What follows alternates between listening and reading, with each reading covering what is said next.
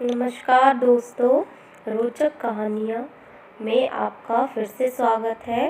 दोस्तों, एक बार की बात है, एक भिखारी सुबह अपने घर से बाहर निकला। उस दिन त्योहार का दिन था। उसे गांव में बहुत सी भिक्षा मिलने की संभावना थी। वह अपनी झोली में थोड़े से चावल के दाने डालकर बाहर आया। चावल के दाने उसने इसलिए डाले ताकि लोगों को ये दिखे कि किसी और ने भी भिक्षा दी है। रास्ते में आते ही सामने से राजा का रथ आता दिखाई दिया।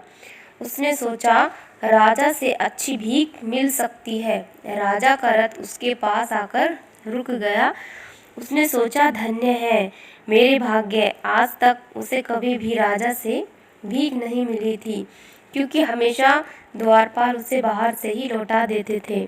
आज राजा स्वयं ही उसके पास आकर रुक गया था। भिखारी सोच ही रहा था कि राजा उसके सामने आकर याचक की भांति खड़ा हो गया और उससे कहने लगा कि मैं आज तुमसे भिक्षा मांग रहा हूँ।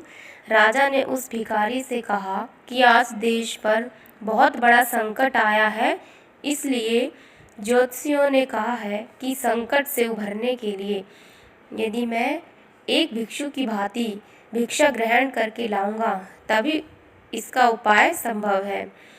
तुम आज मुझे पहले आदमी मिले हो, इसलिए मैं तुमसे भिक्षा मांग रहा हूँ। यदि तुमने मुझे मना कर दिया तो देश का संकट टल नहीं पाएगा, इसलिए तुम मुझे कुछ भी भिक्षा में दे दो। भिखारी तो सारा जीवन मांगता ही आया था, कभी देने के लिए उसका हाथ उठा ही नहीं था। सोच में पड़ गया कि आज कैसा समय आ गया है कि भिखारी से भीख मांगी जा रही है और वह मना भी नहीं कर सकता। बड़ी मुश्किल से एक चावल का दाना निकालकर राजा को दे दिया और राजा वही एक चावल का दाना लेकर खुश होकर आगे चल दिया। सबने उस राजा को बढ़ चढ़कर भिक्षा दी, परंतु भिखारी को तो चावल के दाने का गम सताने लगा। जैसे तैसे वह शाम को घर आया। उससे देखते ही उस भिखारी की पत्नी ने झोली पलटी तो उसे उस झोली में से एक सोने का चावल का दाना नजर आया। भिखारी की पत्नी ने जब उस सोने के चावल के दाने के बारे में पूछा तो भिखारी बहुत तेज छाती पीटकर रोने लगा। उसकी पत्नी ने उससे रोने का कारण पूछा तो उसने सारी कहानी बताई। उसने अपनी पत्नी से कहा कि तुम्हें पता है कि जो हम दान देते हैं वही हमारे लिए स्वर्ण बन जाता है, और जो हम इकट्ठा कर लेते हैं वह सदा के लिए मिट्टी बन जाता है।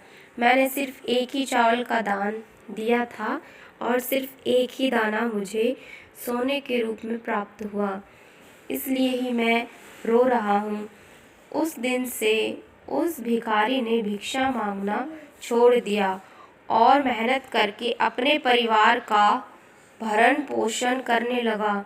जिसने सदा दूसरों के आगे हाथ फैलाकर भीख मांगी थी, आज वही खुले हाथ से दान पुण्य करने लगा।